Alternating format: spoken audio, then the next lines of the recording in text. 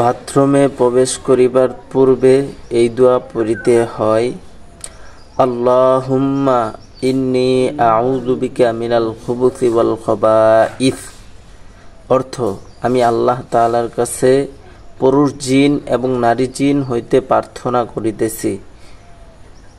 তো আবু দাউদ ও তিরমিজি শরীফের মধ্যে আছে যে বাথরুমের ভিতরে যে জিন রয়েছে, বিসমিল্লাহ বলিয়া যদি বাথরুমে যায়, তাহলে ওই বাথরুমের ভিতরে যে জিন রয়েছে ওই জিনগুলা তাহার কোনো ক্ষতি করতে পারে না, ক্ষতি করে না, কোনো ক্ষতি করবেও না।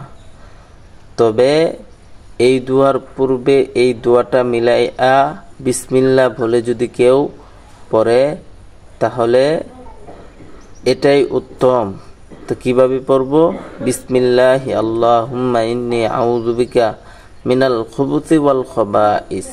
এভাবে পড়লে জিন তো ক্ষতি করবেই না এবং আল্লাহর কাছে সে জিন হইতে আশ্রয় প্রার্থনা করে। এজন্য এই দোয়া পড়ব। দোয়া না পড়লে অনেক সময় জিনের আছর করে, অনেক সময় ক্ষতি হয়। আমরা দোয়াগুলা বেশি বেশি পড়ব, আপনারাও পড়বেন।